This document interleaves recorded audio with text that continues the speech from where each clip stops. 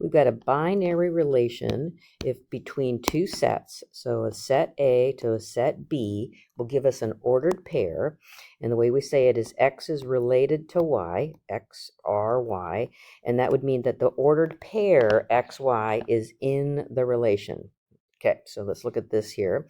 We've got the set C and we've got the set D, and we're calling this relation S.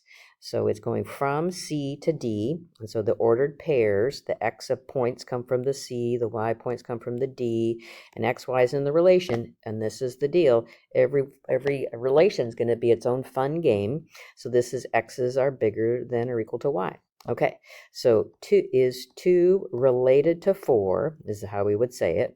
And so what we're asking ourselves is 2 greater than or equal to 4? No, that's not true. How about this one? Is 4 greater than or equal to 3? Yes. So that means the ordered pair 4, 3 is in the relation. Is 4, 4 in the relation? So that's another way of saying, is 4 greater than or equal to 4? Yes. So 4, 4 is in the relation. How about 3, 2? Well, you might be tempted to say, well, 3 is bigger than or equal to 2, but this number 3 has to come from the set C, and this number 2 has to come from the set D. Oh, that's not in D, so that's not a possibility. So no. So if I was to list all of the ordered pairs, so we've got a couple up here, right? 4, 3, comma, 4, 4. So let's go through them all. So I would have 5, 3, and 5, 4. I'm sorry, it's a messy 5. And then I would have, I already got 4, 4, and 4, 3, got that. And then there's not too many others, is there? Where the X's are bigger than or equal to the Y. So 3, 3. And that's about it. All right, so we say it's called a function. So just good old, what we used to call function, vertical line test, right?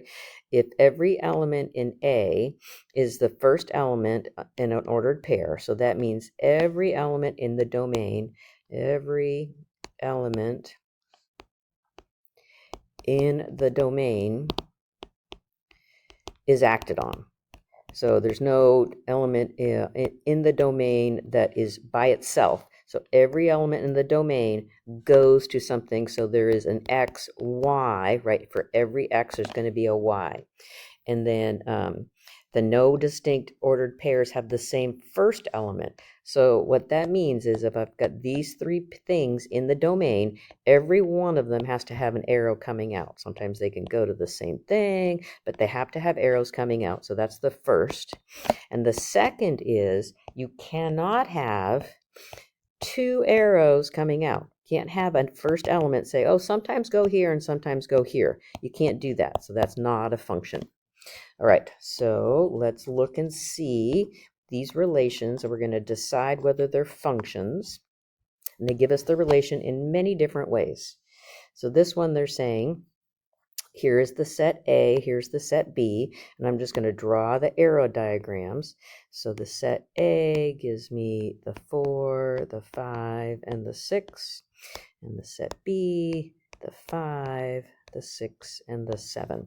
And so X is related to Y. It's in this relation R if X's are bigger than or equal to Y. Okay, so then we'd get an arrow from 6 to 6 and 5 to 5. And I think that's about it, right? So this number 4 is not bigger than any other element. So for that reason, since this number 4 did not get acted on, for sure we know it's not a function, but this is the arrow diagram. Okay, so let's look at this next one. So we've got same sets, right? 4, 5, and 6. And 5, 6, and 7. And so now it's 2 divides X minus Y. So 2 divides X minus Y if I go 6 to 6. 2 divides 6 minus 6. 2 divides 4 minus 6. And 2 divides 7 minus 5. And 2 divides 5 minus 5. And I think that's it. So right here, because this element 5 has 2 arrows coming out of it, that's not a function, right?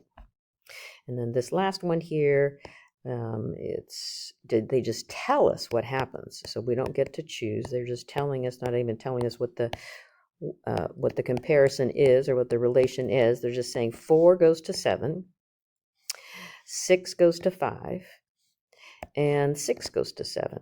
So is this a function? No, because this element 6 has 2 things or 2 arrows coming out of it, so not a function.